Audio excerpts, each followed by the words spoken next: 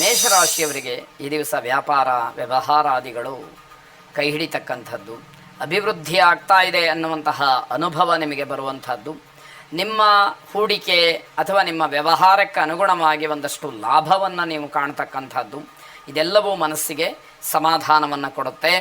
ಸಮಯಕ್ಕೆ ಆದ್ಯತೆಯನ್ನು ನೀಡಿದರೆ ಧನಾತ್ಮಕವಾದಂತಹ ಫಲಿತಾಂಶ ನಿಮ್ಮದಾಗತ್ತೆ. ಸಮಯ ವ್ಯತ್ಯಾಸ ಆಯಿತು ಅಂತಾದರೆ ಒಂದಷ್ಟು ಅವಕಾಶಗಳಿಂದ ವಂಚಿತರಾಗೋದಕ್ಕೆ ಅಲ್ಲಿ ಅವಕಾಶಗಳಾಗತ್ತೆ. ಅದನ್ನು ಮಾಡಬೇಡಿ ಅನ್ನುವಂಥದ್ದು ಸಲಹೆ. ಮೂಲ ಉದ್ದೇಶವನ್ನು ಮರೆತು ಕಾರ್ಯಪ್ರವೃತ್ತರಾಗಬಹುದು. ಯಾವ ಉದ್ದೇಶವನ್ನಿಟ್ಟುಕೊಂಡು ನೀವು ಸಂಕಲ್ಪವನ್ನು ಮಾಡಿರ್ತೀರೋ ಆ ಉದ್ದೇಶವನ್ನೇ ಮರೆತು ಕಾರ್ಯಪ್ರವೃತ್ತರಾಗ್ತೀರಿ. ಯಾವುದೋ ಒತ್ತಡಗಳು ಅಥವಾ ವ್ಯವಹಾರದ ಒತ್ತಡವೋ ನಿಮ್ಮನ್ನು ಆ ರೀತಿ ಮಾಡುವಂಥದ್ದಾಗಬಹುದು. ಕೋಪ ಆತಂಕಗಳು ಹೆಚ್ಚಾಗಿ ಇರತಕ್ಕಂತಹ ದಿವಸವಾಗತ್ತೆ. ಮಿತ್ರರ ಭೇಟಿಯನ್ನು ಮಾಡ್ತೀರಿ, ನಿಮ್ಮ ವಿರೋಧಿಗಳ ಬಗ್ಗೆ ಚರ್ಚೆಯನ್ನು ಮಾಡ್ತೀರಿ. ಇವೆಲ್ಲವೂ ಕೂಡ ಈ ಒತ್ತಡದ ಮಧ್ಯದಲ್ಲೇ ನಡೆಯುವಂಥದ್ದಾಗತ್ತೆ. ಕುಟುಂಬದಲ್ಲಿ ಶುಭ ಕಾರ್ಯದ ಬಗ್ಗೆ ಒಂದಷ್ಟು ಚಿಂತನೆಗಳು ನಡೆಯುತ್ತೆ. ಶೂನ್ಯ ಮಾಸ ಇರೋದರಿಂದ ಮುಂದೆ ಅದರ ಬಗ್ಗೆ ವಿಚಾರ ಮಾಡೋಣ ಅನ್ನುವಂತಹ ಮಾತುಗಳು ಆಗಬಹುದು ಅಂತ ಅರ್ಥ. ರಾಜರಾಜೇಶ್ವರಿಯನ್ನು ವಿಶೇಷವಾಗಿ ಪ್ರಾರ್ಥನೆ ಮಾಡಿ ಶುಭವಾಗಿ. ವೃಷಭ ರಾಶಿ, ಬಹಳ ಸಂತೋಷದಿಂದ ದಿನವನ್ನು ಕಳಿತೀರಿ. ಸಮಯ ಹೋಗಿದ್ದು ದಿನ ಕಳೆದದ್ದೇ ಗೊತ್ತಾಗಲಿಲ್ಲ ಅಂತ ಹೇಳಿಕೊಳ್ಳುವಂತಹ ದಿವಸವಾಗತ್ತೆ. ಸ್ನೇಹಿತರಿಂದ ಸಿಹಿ ಸುದ್ದಿ ಬರುತ್ತೆ. ಮನಸ್ಸಿಗೆ ಸ್ವಾಭಾವಿಕವಾಗಿ ತುಂಬ ಸಂತೋಷವಾಗುವಂಥದ್ದು. ಮಕ್ಕಳ ಪ್ರಗತಿ, ಮಕ್ಕಳ ವಿದ್ಯಾಭ್ಯಾಸ, ಅವರ ಒಂದು ಸಾಧನೆ ಇವೆಲ್ಲವೂ ಕೂಡ ವಿಶೇಷವಾಗಿ ಮನಸ್ಸಿಗೆ ಸಮಾಧಾನವನ್ನು ಕೊಡ್ತಕ್ಕಂಥದ್ದು, ತೃಪ್ತಿಯನ್ನು ಕೊಡ್ತಕ್ಕಂಥದ್ದು. ಮಾನಸಿಕವಾದ ನೆಮ್ಮದಿ ಬೇರೆ ಬೇರೆ ವಿಚಾರಗಳಿಂದ ನಿಮಗೆ ಹಾಳಾಗ್ತಕ್ಕಂಥದ್ದಿದೆ. ಮಕ್ಕಳ ವಿಷಯದಲ್ಲಿ ಸಮಾಧಾನ ಆಯಿತು, ನಿಮ್ಮ ವ್ಯವಹಾರವೋ ವೈಯಕ್ತಿಕವಾದ ವಿಚಾರವೋ ಜೀವನವೋ ಸಾಂಸಾರಿಕ ವಿಚಾರವೋ ಅಥವಾ ಆರೋಗ್ಯವೋ ಇವೆಲ್ಲವೂ ಕೂಡ ಸ್ವಲ್ಪ ಅಸಮಾಧಾನದಿಂದ ಕೂಡಿರತಕ್ಕಂಥದ್ದಾಗತ್ತೆ. ಪುಣ್ಯಕ್ಷೇತ್ರಗಳ ಭೇಟಿಯ ಬಗ್ಗೆ, ಪುಣ್ಯಕ್ಷೇತ್ರಗಳಿಗೆ ಹೋಗುವ ಬಗ್ಗೆ ಒಂದಷ್ಟು ವಿಚಾರಗಳನ್ನು ಮಾಡ್ತೀರಿ. ಸಂಬಂಧಿಕರಿಂದ ಹಣ ಬಾಕಿ ಬರುವಂಥದ್ದಿದ್ದರೆ ಈ ದಿವಸ ನಿಮ್ಮ ಕೈ ಸೇರ್ತಕ್ಕಂಥದ್ದಿದೆ. ಮಹಾಲಕ್ಷ್ಮಿಯನ್ನು ವಿಶೇಷವಾಗಿ ಪ್ರಾರ್ಥನೆ ಮಾಡಿ. ಅನುಕೂಲ ಇರತಕ್ಕಂಥವರು ಮಲ್ಲಿಗೆ ಹೂವಿನಿಂದ ಮಹಾಲಕ್ಷ್ಮಿಯನ್ನು ಅರ್ಚನೆ ಮಾಡಿ. ನಮಸ್ತೇಸ್ತು ಮಹಾಮಾಯೆ ಶ್ರೀಪೀಠೆ ಸುರಪೂಜಿತೆ ಶಂಖಚಕ್ರ ಗದಾಹಸ್ತೆ ಮಹಾಲಕ್ಷ್ಮೀ ನಮೋಸ್ತುತೆ ಎಂಬುದಾಗಿ ಪ್ರಾರ್ಥನೆ ಮಾಡಿ ಶುಭವಾಗಿ. ಮಿಥುನ ರಾಶಿ, ವೃತ್ತಿ ಅಥವಾ ಉದ್ಯೋಗದ ಒತ್ತಡ ನಿಮಗೆ ತೊಂದರೆಯನ್ನು ಮಾಡಬಹುದು. ಅದೇ ತೊಂದರೆಗೆ ಕಾರಣ ಅಂತ ಹೇಳಿ ಅನ್ನಿಸಬಹುದು. ಒಳ್ಳೆಯ ಸ್ನೇಹಿತರ ಅಥವಾ ಹಿತೈಷಿಗಳ ಮಾರ್ಗದರ್ಶನವನ್ನು ಪಡ್ಕೊಳ್ಳಿ. ಅವರ ಮಾತನ್ನು ಕೇಳಿ. ಅವರೇನಾದರೂ ಸೂಚನೆ ಸಲಹೆಗಳನ್ನು ಕೊಟ್ಟರೆ ಅದನ್ನು ಸ್ವೀಕಾರ ಮಾಡಿ ಅದರಂತೆ ನಡೀತಕ್ಕಂತಹ ಒಂದು ಪ್ರಯತ್ನವನ್ನು ಮಾಡಿ. ನಿಮ್ಮ ನೈತಿಕತೆ ಚೆನ್ನಾಗಿರುತ್ತೆ. ಹಾಗಾಗಿ ಎಲ್ಲಿ ಹೋದರೂ ಕೂಡ ನಿಮಗೆ ಯಾವುದೋ ಒಂದು ಧೈರ್ಯ ಕೆಲಸವನ್ನು ಮಾಡ್ತಕ್ಕಂಥದ್ದಾಗುತ್ತೆ. ತೋರಿಕೆಯ ಕೆಲಸದಲ್ಲಿ ಮಾತ್ರ ಸಿಗಹಾಕ್ಕೊಳ್ಬೇಡಿ. ಇದು ಸಲಹೆ. ಯಾರೋ ನೋಡಲಿ, ಯಾರೋ ಮೆಚ್ಕೊಳ್ಳಿ, ಅಥವಾ ನನ್ನ ಈ ಕ್ಷಣದ ಕೆಲಸ ಆಗಿಬಿಡಲಿ ಅಂತ ಹೇಳಿ ತೋರಿಕೆಯ ಕೆಲಸವನ್ನು ಖಂಡಿತವಾಗಿ ಮಾಡಬೇಡಿ. ಸ್ವಯಂ ಪ್ರಜ್ಞೆ ಇಲ್ಲದೆ ಕೆಲವು ಅನಾಹುತಗಳಿಗೆ ಅವಕಾಶವಾಗುತ್ತೆ. ಆ ಕ್ಷಣದಲ್ಲಿ ಏನು ಮಾಡಬೇಕು ಅಂತಕ್ಕಂಥದ್ದು ತೋಚೋದಿಲ್ಲ. ಬೇರೆ ಯಾರಾದರೂ ಏನಾದರೂ ಹೇಳಲಿ ಅಂತ ಹೇಳಿ ಕಾಯ್ದರೆ ಆಗ ತೊಂದರೆ ಆಗ್ತಕ್ಕಂಥದ್ದು. ಸಮಯಕ್ಕೆ ಅನುಗುಣವಾಗಿ ವರ್ತಿಸ್ತಕ್ಕಂಥದ್ದು. ಆ ಕ್ಷಣದಲ್ಲಿ ಯಾವ ಆಪತ್ತಿದೆಯೋ, ಸಮಸ್ಯೆ ಇದೆಯೋ, ಕಷ್ಟ ಇದೆಯೋ ಅದಕ್ಕನುಗುಣವಾಗಿ ವರ್ತಿಸಿ ಅದರಿಂದ ಹೊರಬರತಕ್ಕಂತಹ ಪ್ರಯತ್ನಗಳು ನಡೀಬೇಕು ಅನ್ನುವಂಥದ್ದು ಮುಖ್ಯವಾಗುತ್ತೆ. ನಿಮ್ಮ ಪ್ರಗತಿಯ ಬಗ್ಗೆ ನಿಮಗೆ ಭಯ ಕಾಡುತ್ತೆ. ನಾಳೆ ಏನು, ಮುಂದೇನು, ನನ್ನ ಭವಿಷ್ಯ ಏನು, ನನ್ನ ಜೀವನ ಏನು ಅನ್ನುವಂಥದ್ದು ಪ್ರಶ್ನೆಯಾಗಿ ಕಾಡುವಂಥದ್ದು. ಈಶ್ವರನನ್ನು ವಿಶೇಷವಾಗಿ ಪ್ರಾರ್ಥನೆ ಮಾಡಿ. ಈಶ್ವರನಿಗೆ ಬಿಲ್ವಪತ್ರೆಯನ್ನು ಅರ್ಪಣೆ ಮಾಡಿ. ತ್ರಿದಳಂ ತ್ರಿಗುಣಾಕಾರಂ ತ್ರಿನೇತ್ರಂಚ ತ್ರಿಯಾಯುಧಂ ತ್ರಿಜನ್ಮ ಪಾಪ ಸಂಹಾರಂ ಏಕಬಿಲ್ವಂ ಶಿವಾರ್ಪಣಂ. ಆ ಭಗವಂತನಾದಂತಹ ಈಶ್ವರನಿಗೆ ಒಂದು ಬಿಲ್ವಪತ್ರೆಯನ್ನು ಅರ್ಪಣೆ ಮಾಡ್ತಕ್ಕಂಥದ್ದು 3 ಜನ್ಮದಲ್ಲಿ ಮಾಡಿದಂತಹ ಪಾಪಗಳನ್ನು ತೊಳೆದು ಹಾಕತ್ತೆ, ನಾಶ ಮಾಡುತ್ತೆ ಅಂತ ಹೇಳ್ತಾರೆ ದೊಡ್ಡವರು. ಆ ಅರ್ಥದಲ್ಲಿ ನಿಮ್ಮ ವ್ಯಾವಹಾರಿಕ ವೈಯಕ್ತಿಕವಾದಂತಹ ವಿಚಾರದಲ್ಲಿ ಇರತಕ್ಕಂತಹ ಅಡ್ಡಿ ಆತಂಕಗಳು ದೂರವಾಗಲಿ. ಆ ಪರಮೇಶ್ವರನ ಅನುಗ್ರಹವಾಗಲಿ. ಶುಭವಾಗಲಿ. ಕರ್ಕಾಟಕ ರಾಶಿ, ಸಂತೋಷವಾಗಿರ್ತೀರಿ, ಆದರೆ ಮನಸ್ಸಿನಲ್ಲಿ ಏನೋ ಕಳವಳ. ಏನಾಗುತ್ತೋ, ಯಾವ ವಿಷಯ ಎಲ್ಲಿಗೆ ಹೋಗಿ ಮುಟ್ಟುತ್ತೋ ಅಂತ ಹೇಳಿ ಬಹಳ ಭಯವೂ ಕೂಡ ನಿಮ್ಮನ್ನು ಆವರಿಸ್ಕೊಳ್ತಕ್ಕಂತಹದ್ದು. ಆರೋಗ್ಯದ ಬಗ್ಗೆ, ಅದರಲ್ಲೂ ಬೆನ್ನು ನೋವಿನ ಬಗ್ಗೆ ಹೆಚ್ಚು ಕಾಳಜಿಯನ್ನು ವಹಿಸಬೇಕಾಗತ್ತೆ.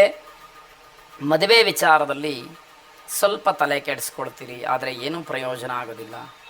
ಮನೆಯಲ್ಲಿ ಪರಿಪೂರ್ಣವಾದಂತಹ ಸಹಕಾರ ಅಥವಾ ಬೆಂಬಲ ಅಂತಕ್ಕಂಥದ್ದು ನಿಮಗೆ ಸಿಕ್ಕದೇ ಇರುವಂಥದ್ದಾಗತ್ತೆ. ಪಿತ್ರಾರ್ಜಿತವಾದಂತಹ ಆಸ್ತಿಯ ವಿಚಾರ ಬಗೆಹರಿಬಹುದಾದಂತಹ ದಿವಸ. ವಿದ್ಯಾರ್ಥಿಗಳಿಗೆ ಬಹಳ ಶುಭವನ್ನು ಸೂಚಿಸ್ತಕ್ಕಂತಹ ದಿವಸ ಇದು. ನಿಮ್ಮ ವಿದ್ಯಾಕ್ಷೇತ್ರದಲ್ಲಿ ಹಾಗೆ ನಿಮ್ಮ ವೈಯಕ್ತಿಕವಾದಂತಹ ಅಧ್ಯಯನದ ವಿಚಾರದಲ್ಲಿ ಒಂದಷ್ಟು ಪ್ರಗತಿಗೆ ಅವಕಾಶ ಇದೆ. ಮನೆಯ ಜವಾಬ್ದಾರಿಯ ಬಗ್ಗೆ ಹೆಚ್ಚು ಗಮನ ಕೊಡಬೇಕು. ಕರ್ತವ್ಯವನ್ನು ಆಯಾ ಕಾಲಕ್ಕನುಗುಣವಾಗಿ ಸರಿಯಾಗಿ ಮಾಡಬೇಕು ಅನ್ನುವಂಥದ್ದು. ಬದಲಾವಣೆಯ ಒಂದು ಆಲೋಚನೆ ಬರಬಹುದು, ಆದರೆ ಕಾರ್ಯರೂಪಕ್ಕೆ ಅದು ಬರೋದಿಲ್ಲ. ಸುಮ್ಮನೆ ಮನಸ್ಸಿನಲ್ಲಿ ಆ ಯೋಚನೆಗಳು ಬರುತ್ತೆ ಅಷ್ಟೇ. ವೆಂಕಟರಮಣನನ್ನು ಪ್ರಾರ್ಥನೆ ಮಾಡಿ, ಕಲ್ಯಾಣಾದ್ಭುತ ಗಾತ್ರಾಯ ಕಾಮಿತಾರ್ಥಪ್ರದಾಯಿನೇ ಶ್ರೀಮದ್ ವೆಂಕಟನಾಥಾಯ ಶ್ರೀನಿವಾಸಾಯ ಮಂಗಳಂ ಎಂಬುದಾಗಿ 8 ಸಲ ಹೇಳಿಕೊಳ್ಳಿ. ಶುಭವಾಗಿ. ಸಿಂಹರಾಶಿ ಜೀವನ ಶೈಲಿಯಲ್ಲಿ ಒಂದಷ್ಟು ಸುಧಾರಣೆಯನ್ನು ಕಾಣತಕ್ಕಂತಹ ದಿವಸ. ವಿದ್ಯಾರ್ಥಿಗಳಿಗೆ ತಮ್ಮ ಮಿತ್ರರಿಂದಲೇ ತೊಂದರೆಯಾಗುತ್ತೆ. ಜೊತೆಯಲ್ಲಿ ಓದ್ತಾ ಇರ್ತಾರೆ, ಸಹಪಾಠಿಗಳಾಗಿರ್ತಾರೆ, ಅವರೇ ಯಾವುದೋ ಸಣ್ಣ ಪುಟ್ಟ ವಿಚಾರಕ್ಕೆ ಜಗಳ ಮಾಡುವಂಥದ್ದು, ತೊಂದರೆ ಕೊಡುವಂಥದ್ದು, ಈ ರೀತಿದೆಲ್ಲ ಆಗುವಂಥದ್ದಿದೆ.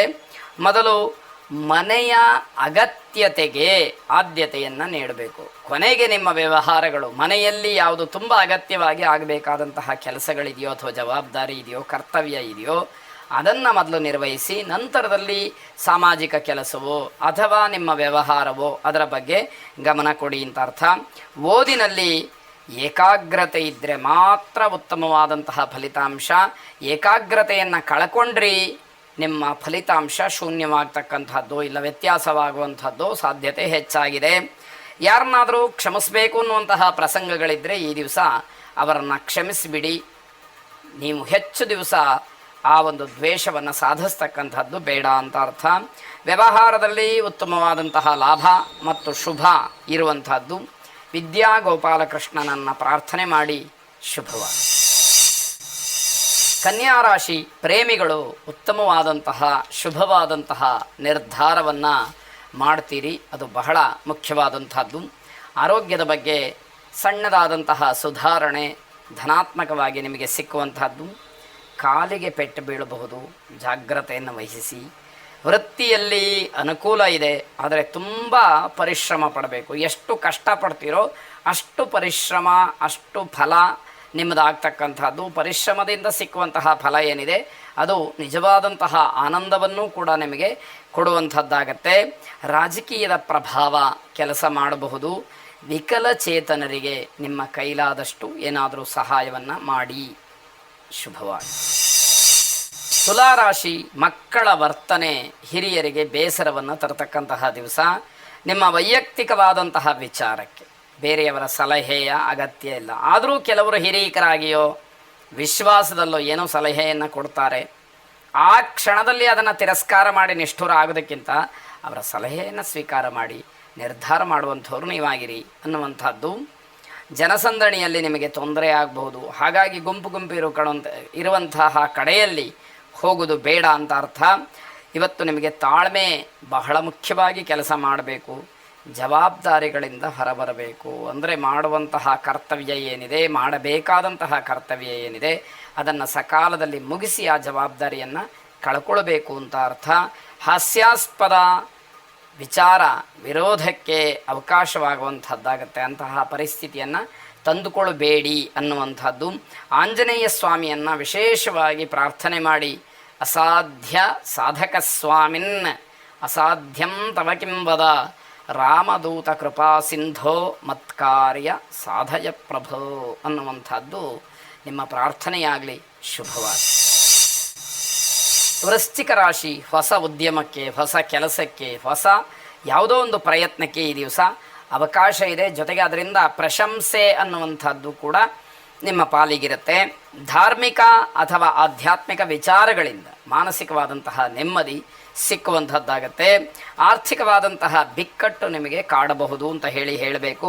ಮಕ್ಕಳಿಗೆ ಒಂದಷ್ಟು ನೀತಿ ಪಾಠವನ್ನು, ನೀತಿ ಬೋಧನೆಯನ್ನು ಮಾಡಿ ನಿಮ್ಮ ಗೌರವವೂ ಕೂಡ ಹೆಚ್ಚಾಗುತ್ತೆ. ಸಮಾಜದ ಬಗ್ಗೆ, ಉತ್ತಮವಾದಂತಹ ರಾಷ್ಟ್ರವನ್ನು ಕಟ್ಟುವ ಬಗ್ಗೆ ಮಕ್ಕಳಿಗೆ ಪ್ರಬೋಧನೆಯನ್ನು ಮಾಡಿದರೆ, ಮಕ್ಕಳಿಗೆ ತಿಳುವಳಿಕೆಯನ್ನು ಮೂಡಿಸಿದರೆ ನಿಮ್ಮ ಗೌರವ ಹೆಚ್ಚಾಗ್ತಕ್ಕಂಥದ್ದು. ಶುಭ ಸಮಾರಂಭಗಳಿಗೆ ಹೋಗುವ ವಿಚಾರ ಬರುವಂಥದ್ದು. ಕುಬೇರ ಲಕ್ಷ್ಮಿಯನ್ನು ವಿಶೇಷವಾಗಿ ಪ್ರಾರ್ಥನೆ ಮಾಡಿ, ಎಲ್ಲ ರೀತಿಯಲ್ಲೂ ನಿಮಗೆ ಅನುಕೂಲ ಅನ್ನುವಂಥದ್ದಾಗಲಿ. ಶುಭವಾಗಿ. ಧನುರ್ರಾಶಿ, ಯಾವುದೇ ಕೆಲಸಕ್ಕೆ ಪ್ರಯತ್ನ ಪಟ್ಟರೂ ಆ ಕೆಲಸ ಆಗೋದಿಲ್ಲ. ಮನಸ್ಸಿಗೆ ತುಂಬ ಬೇಸರವಾಗುತ್ತೆ. ಇದು ಸ್ವಭಾವ, ಸಹಜ. ಆದರೆ ಬೇಸರ ಮಾಡಿಕೊಳ್ಬೇಡಿ, ಮತ್ತೆ ಮತ್ತೆ ಆ ಪ್ರಯತ್ನವನ್ನು ಮಾಡಿ ಎನ್ನುವಂಥದ್ದು. ಯಾವುದೇ ಬದಲಾವಣೆಯ ಬಗ್ಗೆ ಚಿಂತನೆಯನ್ನು ಮಾಡೋಕ್ಕೆ ಹೋಗಬೇಡಿ. ದಿವಸ ಆಗದೇ ಇರತಕ್ಕಂಥದ್ದು ಅದು. ಹಾಗಾಗಿ ನಿಮ್ಮ ಆಲೋಚನೆ ಆ ಕಡೆಯೇ ಹೆಚ್ಚು ಗಮನ ಹರಿದರೆ ನಿಮಗೆ ಬೇಸರ ಆಗ್ತಕ್ಕಂಥದ್ದು ಸಹಜ. ಹೊಸ ಹೂಡಿಕೆಯನ್ನು ಮಾಡೋದಕ್ಕೆ ಅನುಕೂಲಕರವಾದಂತಹ ದಿವಸ ಇದು. ಸ್ವೇಚ್ಛೆ ಇರತಕ್ಕಂಥವರು ಗುರಿಯನ್ನು ಮುಟ್ಟೋದಕ್ಕೆ ಸಾಧ್ಯ ಆಗೋದಿಲ್ಲ. ನಿಮ್ಮ ಮನಸ್ಸಿಗೆ ಬಂದ ಹಾಗೆ ಯಾವುದೋ ಒಂದು ತೀರ್ಮಾನವನ್ನು ಮಾಡಿದರೆ, ಮನಸ್ಸಿಗೆ ಬಂದ ಕಡೆ ನೀವು ನಡೆದರೆ, ಯಾವ ನಿರ್ದಿಷ್ಟವಾದ ಗುರಿಯನ್ನು ಸಾಧನೆ ಮಾಡಬೇಕೋ, ತಲುಪಬೇಕೋ ಅದಕ್ಕೆ ಅವಕಾಶಗಳು ಆಗದೇ ಇರತಕ್ಕಂತಹದ್ದು. ಅನುಕೂಲವಾದಂತಹ ಸಮಯವನ್ನು ಒಳ್ಳೆಯ ಕಾರ್ಯಕ್ಕೆ ವಿನಿಯೋಗ ಮಾಡಿಕೊಳ್ಳಿ. ಒಳಿತನ್ನು ಮಾಡಿ ಸಮಾಜಕ್ಕೆ ಉತ್ತಮವಾದಂತಹ ಸಂದೇಶವನ್ನು ಕಳಿಸಿ. ನಿಮ್ಮ ಕಿರಿಯರಿಗೆ ನೀವು ಆದರ್ಶಪ್ರಾಯರಾಗಿರಿ ಅಂತಕ್ಕಂಥದ್ದು. ಸುಬ್ರಹ್ಮಣ್ಯ ಸ್ವಾಮಿಯನ್ನು ವಿಶೇಷವಾಗಿ ಪ್ರಾರ್ಥನೆ ಮಾಡಿ. ಅನುಕೂಲ ಇರತಕ್ಕಂಥವರು ಕ್ಷೀರಾಭಿಷೇಕ ಮಾಡಿಸಿ. ಶುಭವಾಗಿ. ಮಕರ ರಾಶಿ, ಕೋಪದಿಂದ ಗಾಯವಾಗ್ತಕ್ಕಂತಹ ಸಾಧ್ಯತೆ ಇದೆ, ಎಚ್ಚರಿಕೆ ಇರಲಿ. ಜನ ನಿಮ್ಮ ಸಲಹೆಯನ್ನು ಸ್ವೀಕರಿಸಬಹುದು. ಸ್ವೀಕರಿಸಿದರೆ ನಿಮಗೆ ಸಂತೋಷ, ಸಮಾಧಾನ ಸಿಕ್ಕತ್ತೆ. ಒಂದು ವೇಳೆ ಸ್ವೀಕರಿಸಲಿಲ್ಲ, ನಿಮಗೆ ಕೋಪ ಬರುತ್ತೆ. ಸಹಜವಾಗಿ ಬೇಸರವನ್ನು ವ್ಯಕ್ತಪಡಿಸ್ತೀರಿ. ಕುಟುಂಬದಲ್ಲಿ ನೆಮ್ಮದಿಯ ವಾತಾವರಣ ಇದೆ, ಅದನ್ನು ಹಾಗೆ ಕಾಪಾಡಿಕೊಳ್ತಕ್ಕಂತಹ ಕೆಲಸವಾಗಲಿ. ಬೇರೆಯವರ ವಿಚಾರದಲ್ಲಿ ಹಸ್ತಕ್ಷೇಪವನ್ನು ಯಾವುದೇ ಕಾರಣಕ್ಕೂ ಮಾಡಲಿಕ್ಕೆ ಹೋಗಬೇಡಿ. ಕಠಿಣ ಶ್ರಮಕ್ಕೆ ತಕ್ಕ ಪ್ರತಿಫಲ ಇದೆ. ಎಷ್ಟು ಕಷ್ಟಪಡ್ತೀರೋ ಅಷ್ಟು ನಿಮಗೆ ಅನುಕೂಲ ಆಗ್ತಕ್ಕಂಥದ್ದಿದೆ. ಮಹಾವಿಷ್ಣುವನ್ನು ತುಳಸಿಯಿಂದ ಅರ್ಚನೆ ಮಾಡಿ ಅಥವಾ ಪ್ರಾರ್ಥನೆ ಮಾಡಿ. ಶುಭವಾಗಿ. ಕುಂಭರಾಶಿ, ಯಾವುದೇ ವಿಷಯದಲ್ಲಿ ಆತಂಕ ಪಡಬೇಕಾದಂಥದ್ದಿಲ್ಲ. ಸಮಾಧಾನವಾಗಿದ್ದರೆ ನಿಮ್ಮ ಕೆಲಸಗಳು ಯಾವುದ್ಯಾವುದು ಆಗಬೇಕೋ ಅದೆಲ್ಲವೂ ಕೂಡ ನಡೆದು ನಿಮಗೆ ಉತ್ತಮವಾದಂತಹ ಫಲವೋ ಫಲಿತಾಂಶವೋ ಸಿಕ್ಕುವಂಥದ್ದಿದೆ. ಆತ್ಮಾವಲೋಕನವನ್ನು ಮಾಡಿಕೊಳ್ಳಿ. ನಿಮ್ಮನ್ನು ನೀವು ಒಂದು ಸಾರಿ ಗಮನಿಸ್ಕೊಳ್ಬೇಕು. ನನ್ನ ದಿನಚರಿ ಹೇಗಿದೆ, ನಾನು ಯಾವ ರೀತಿ ನಡ್ಕೊಳ್ತಾ ಇದ್ದೀನಿ, ನಾನು ಹೇಗಿರಬೇಕು, ಯಾರಿಗೆ ಮಾದರಿ ಆಗಬೇಕು ಅಥವಾ ಯಾರನ್ನು ಅನುಸರಿಸಬೇಕು, ಇವೆಲ್ಲವೂ ಕೂಡ ನಿಮ್ಮ ಗಮನಕ್ಕೆ ಬರಬೇಕಾಗತ್ತೆ. ವಾದ ವಿವಾದಗಳಿಂದ ಸಮಸ್ಯೆಗಳಾಗತ್ತೆ, ಸಮಸ್ಯೆ ಮಾಡಿಕೊಳ್ತೀರಿ ಅನ್ನುವಂಥದ್ದು. ಅನಗತ್ಯವಾದಂತಹ ಅಥವಾ ಅನುಪಯುಕ್ತವಾದಂತಹ ಕೆಲಸಗಳಲ್ಲಿ ಸಮಯ ಹಾಳಾಗಿ ಹೋಗುತ್ತೆ, ವ್ಯರ್ಥವಾಗುತ್ತೆ ಅನ್ನುವಂಥದ್ದು. ಹಣದ ವಿಚಾರದಲ್ಲಿ ನಿರಾಸೆಯಾಗತ್ತೆ. ಯಾವುದಕ್ಕೋಸ್ಕರ ಹೋರಾಟವನ್ನು ಮಾಡ್ತಿರ್ತೀರೋ ಆ ವಿಷಯದಲ್ಲಿ ನಿರಾಸೆಯನ್ನು ಕಾಣ್ತೀರಿ. ನಿಮ್ಮ ಸಹಕಾರಕ್ಕೆ ಅನುಗುಣವಾಗಿ ಬೆಲೆ ಸಿಕ್ಕುತ್ತೆ. ನೀವು ಯಾರಿಗೆ ಎಷ್ಟು ಸಹಕಾರವನ್ನು ನೀಡ್ತೀರೋ ಅಷ್ಟು ಗೌರವ ನಿಮಗೆ ಹಿಂದಿರುಗುತ್ತೆ ಅನ್ನುವಂಥದ್ದು. ಈಶ್ವರನ ಪ್ರಾರ್ಥನೆ ಮಾಡಿ. ಶುಭವಾಗಿ. ಕೊನೆಯದಾಗಿ ಮೀನರಾಶಿ, ನಿಮ್ಮ ಸೇವೆ ಅಥವಾ ಸಹಾಯ ಇದಕ್ಕೋಸ್ಕರವಾಗಿ ಸಮಾಜದಲ್ಲಿ ಉತ್ತಮವಾದಂತಹ ಮನ್ನಣೆ, ಗೌರವ, ಸ್ಥಾನ, ಮಾನ ನಿಮಗೆ ಸಿಕ್ಕುವಂಥದ್ದಾಗತ್ತೆ. ನಿಮ್ಮ ಬಗ್ಗೆಯೇ ಹೆಚ್ಚು ಗಮನವನ್ನು ಕೊಡಬೇಕಾಗತ್ತೆ. ಜೊತೆಗೆ ಭದ್ರತೆಯೂ ಕೂಡ ಬೇಕು. ಪ್ರೀತಿ ಪ್ರೇಮದ ವಿಚಾರದಲ್ಲಿ ಗೊಂದಲವಾಗಬಹುದು, ಬೇಸರವಾಗಬಹುದು, ಏನೋ ಮಾನಸಿಕವಾಗಿ ಹಿಂಸೆ ಆಗಬಹುದು ಅಂತ ಅರ್ಥ. ಈ ದಿವಸ ಯಶಸ್ಸು ಇದೆ, ಆದರೆ ಸರಿಯಾದಂತಹ ಗುರಿ ಬೇಕು. ಇದೇ ನಿರ್ದಿಷ್ಟವಾದಂತಹ ಗುರಿ, ಆ ಮಾರ್ಗದಲ್ಲೇ ನಾನು ಸಾಗ್ತೀನಿ ಅಂತಕ್ಕಂತಹ ದೃಢವಾದಂತಹ ನಿಶ್ಚಯ ನಿಮ್ಮದಾಗಿರಬೇಕು. ಸಾಮಾಜಿಕ ಕಾರ್ಯಗಳಲ್ಲಿ ನಿಮ್ಮನ್ನು ನೀವು ತೊಡಗಿಸ್ಕೊಳ್ತೀರಿ. ಬೆಲೆ ಬಾಳ್ತಕ್ಕಂತಹ ವಸ್ತುವನ್ನು ಖರೀದಿ ಮಾಡೋದರಿಂದ ಒಂದಷ್ಟು ಹಣ ಖರ್ಚಾಗತ್ತೆ. ಇದು ಎಲ್ಲರಿಗೂ ಗೊತ್ತಿರುವಂಥದ್ದೇ. ಆದರೆ ಆ ಹಣವನ್ನು ಖರ್ಚು ಮಾಡಿ ವಸ್ತುವನ್ನು ಖರೀದಿ ಮಾಡಬೇಕು ಅಂತಕ್ಕಂತಹ ಯೋಗವಾಗಲಿ, ಪ್ರಚೋದನೆಯಾಗಲಿ, ಆ ಕಾಲವಾಗಲಿ ನಿಮಗೆ ಇವತ್ತು ಸನ್ನಿಹಿತವಾಗ್ತಾ ಇರತಕ್ಕಂಥದ್ದು ವಿಶೇಷ. ಕುಲದೇವತಾ ಪ್ರಾರ್ಥನೆಯನ್ನು ಮಾಡಿ.